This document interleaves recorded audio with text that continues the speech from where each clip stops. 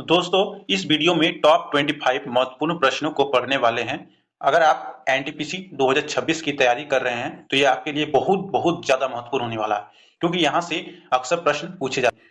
तो ध्यान से पढ़िएगा। तो चलिए शुरू करते हैं। आज का पहला प्रश्न है, तेमी चाय बागान किस राज्य में स्थित है। देखिए पहला ही प्रश्न जो है वो महत्वपूर्ण आ गया है। तेमी चाय बागान किस राज्य में स्थित है। ठीक है, तो तेमी चाय बागान जो है वो सिक्किम में स्थित है। इसका सही जवाब क्या आ जाएगा? Option number B, Sikkim. Temi चाय बागान जो है वो सिक्किम में स्थित है। अगला प्रश्न को देखेंगे, वन अनुसंधान संस्थान किस स्थान पर स्थित है। ठीक है, तो वन अनुसंधान संस्थान जो है वह देहरादून में स्थित है। ठीक है, इसका सही जवाब क्या आ जाएगा? ऑप्शन नंबर बी, इसका सही जवाब हो जाएगा देहरादून।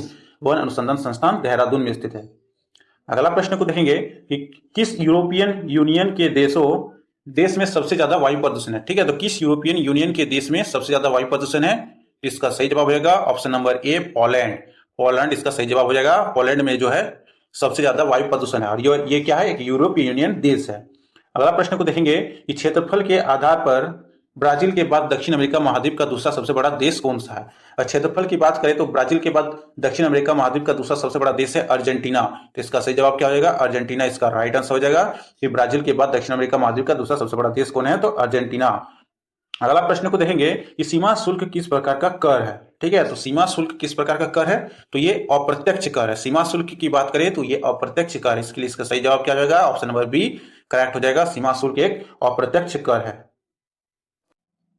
अगला प्रश्न है कि समावेशी विकास का परिचय जो है वो किस पंचवर्षीय योजना में हुआ। ठीक है, तो समावेशी विकास का परिचय जो है वह 11वीं पंचवर्ष योजना में हुआ है। इसलिए इसका सही जवाब क्या आ जाएगा? ऑप्शन नंबर बी इसका करेक्ट हो जाएगा कि समावेशी विकास का परिचय जो है 11वीं पंचवर्षीय योजना में दिया गया था।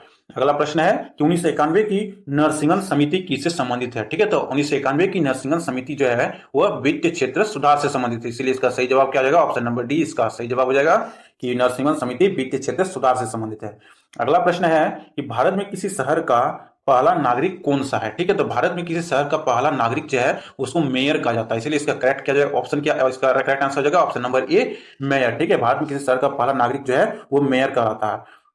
अगला प्रश्न है कि प्रकाश की किरण को पूर्ण आंतरिक परावर्तन के लिए किससे गुजरना पड़ता है। ठीक है, तो प्रकाश की किरण को पूर्ण आंतरिक परावर्तन के लिए कांच से जल की ओर गुजरना पड़ता है। इसलिए इसका करेक्ट हो जाएगा ऑप्शन नंबर ए। ठीक है, तो पूर्ण आंतरिक परावर्तन के लिए कांच से जल की ओर गुजरना पड़ता है प्रकाश की किरण को। अगला प्रश्न है कि कांच प्रबलित प्लास्टिक बनाने के लिए किस प्रकार के कांच का प्रयोग किया जाता है। तो कांच प्रबलित प्लास्टिक बनाने के लिए रेशा कांच का प्रयोग किया जाता है। इसलिए इसका सही जवाब हो जाएगा ऑप्शन नंबर डी कि कांच प्रबलित प्लास्टिक बनाने के लिए रेशा कांच का प्रयोग किया जाता है। अगला प्रश्न को देखेंगे कि निम्नलिखित में से कौन सी ग्रीन हाउस गैस नहीं है। ठीक है, तो निम्नलिखित में से कौन सी ग्रीन हाउस गैस नहीं है। तो हाइड्रोजन इसका करेक्ट हो जाएगा ऑप्शन नंबर ए।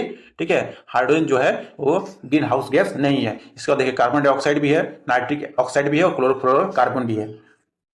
अगला प्रश्न है कि नंद वंश का संस्थापक कौन था। ठीक है, तो नंद वंश का संस्थापक कौन था। तो महापद्मनंद जो है वो नंद वंश का संस्थापक रहा। इसलिए इसका सही जवाब हो जाएगा ऑप्शन नंबर ए, महापद्मनंद।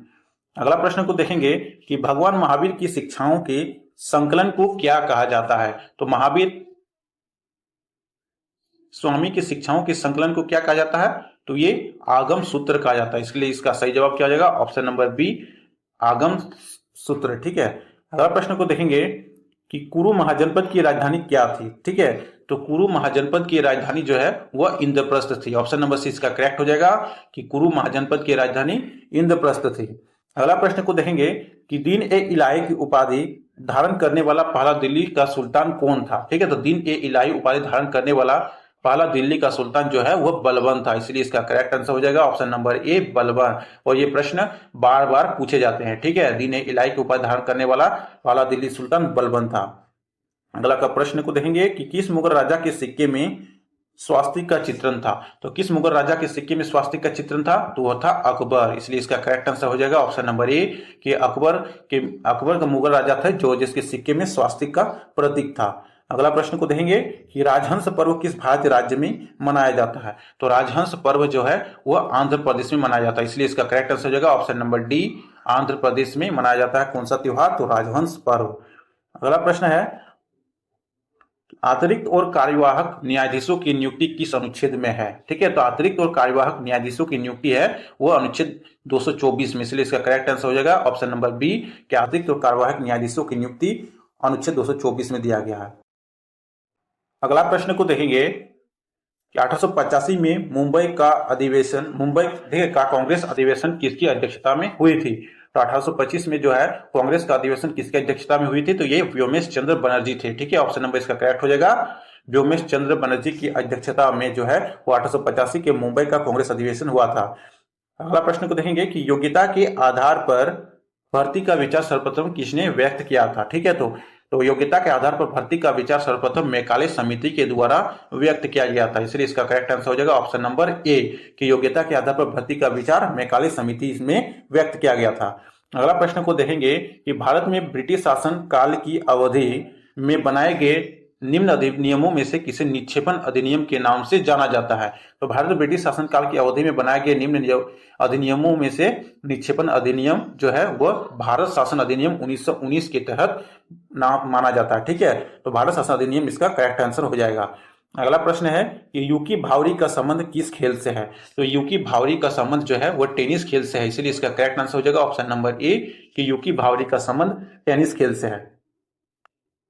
अगला प्रश्न को देखेंगे कि अर्जुन पुरस्कार किस क्षेत्र के उत्कृष्टता के लिए प्रदान किया जाता है। ठीक है, तो अर्जुन पुरस्कार जो है वो किस क्षेत्र में दिया जाता है, तो ये खेल कूद के क्षेत्र में दिया जाता है, इसके लिए ऑप्शन इसका सही जवाब हो जाएगा ऑप्शन नंबर सी कि अर्जुन पुरस्कार खेल कूद के क्षेत्र में दिया जाता है। कि अगला प्रश्न को देखेंगे कि डीसीएम ट्रॉफी का संबंध किस खेल से है। तो डीसीएम ट्रॉफी का संबंध जो है वो फुटबॉल से संबंधित है। ठीक है, इसके लिए इसका सही जवाब किया जाएगा ऑप्शन नंबर सी कि डीसीएम ट्रॉफी का संबंध फुटबॉल से है। अगला प्रश्न को देखेंगे कि भारत में सबसे ज्यादा संपत्ति वाला राज्य कौन सा है। ठीक है, तो भारत में सबसे संपत्ति वाला राज्य कौन है, तो ये महाराष्ट्र है। ऑप्शन नंबर बी करेक्ट हो जाएगा कि भारत में सबसे ज्यादा संपत्ति वाला राज्य जो है वह महाराष्ट्र है। तो दोस्तों ये थे आज की हमारी टॉप 25 महत्वपूर्ण प्रश्न। कितने प्रश्नों का आपने सही जवाब दिया है इसे कमेंट में बताइएगा, और अगर आप इस वीडियो में नए हैं तो वीडियो को लाइक और चैनल को सब्सक्राइब कीजिएगा। मिलते हैं अगले वीडियो में।